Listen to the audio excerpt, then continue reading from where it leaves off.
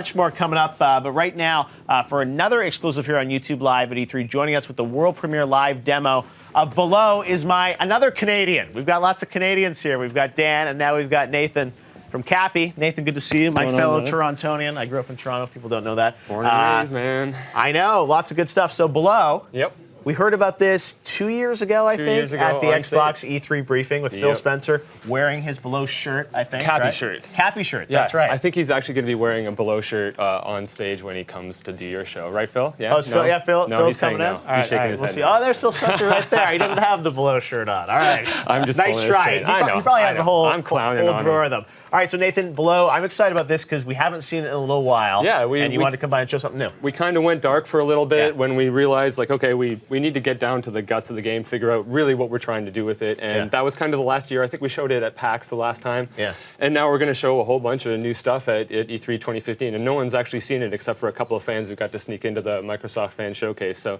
Below is a game about exploration. Yeah. It's always been the kind of central theme of the game. And you get to play as this little wanderer arriving at an island with kind of no set goals, no tutorials, no dialogue. We just kind of hand you a controller and let you learn all about it as you play.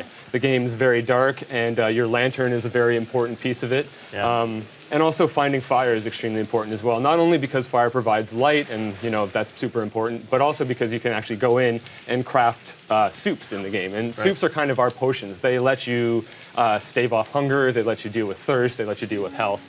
Because all of those things are super important because you're just going to die a heck of a lot. The game's totally inspired by roguelikes and dungeon crawling.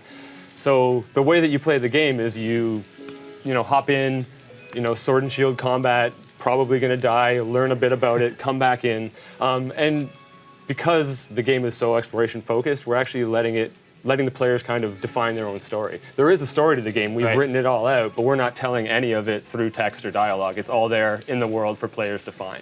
Wow. Well, you guys are known for incredible art style, music, and just the ambiance of the world. I think so too. But that's Jim Guthrie, who did the soundtrack for Super Brothers Sword and Sorcery, is back working with us again on the soundtrack for Below. Super exciting. I mean, we call him the maestro. He's our favorite dude. So it's a great collaboration. We're super happy to be working with him again. So tell us about. It seems like there's so many environments to this game, and it feels like it's a little claustrophobic at first, right? Yeah. And I guess that's by design? For sure. And the whole game is built around this camera angle, the fact that you're kind of zoomed out. And there is a little bit of zooming in when you're in combat, so you can see a little more. Right. But you start off in kind of a more natural world on an island, and then you end up going through some caves with kind of natural flora and fauna, dogs and bats.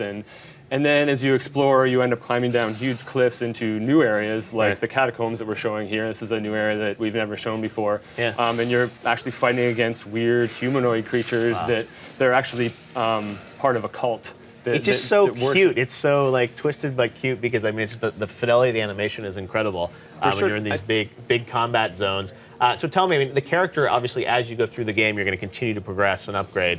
So what does this game look like, at hour 10? Well, the interesting thing about it for us is that we're not trying to build an RPG experience. We're trying to build an experience that the player learns about the game entirely through surviving, through exploring, and definitely through discovery in general. So you might find new weapons. That's how you upgrade. You might be able to figure out how to craft better items, how to craft stronger soups that will actually help you delve deeper. But there's no hit point increases, there's not any kind of level ups or any of that. It's all about surviving. And that learning is the kind of, it sounds super hokey, but learning is the way that you level up in the game. You explore, and you're actually building upon lives, right? You're not playing just one character over and over and over again. You're playing a sequence of wanderers arriving at the island and building off of the lives that have come before it. So if you achieve a goal, maybe you find a special item but die partway down, that item stays with your corpse. You got to go find that corpse if you actually want to retrieve that item, or you can choose to ignore it, go down a completely different path. And this is all being procedurally generated. Every time you start the game, it builds an entirely new dungeon with entirely new levels.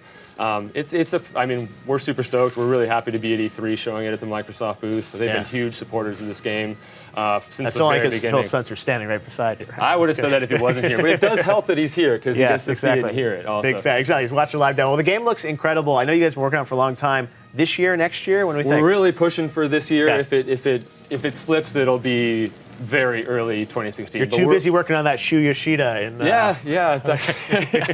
Yeah. Also, Time Force is here. Time as well. Force, exactly. That's You guys got a busy E3. Yeah, Something with each platform, yeah, right? I mean, You're agnostic like that. We love that that's possible in video games as an independent developer right now. That a studio like ours, 10 years in, can be working with a whole bunch of amazing partners who are super supportive. Well, you guys are an amazing studio. Do some great stuff, Nathan. I think so too. Thank you so much for coming by YouTube E3 Live. YouTube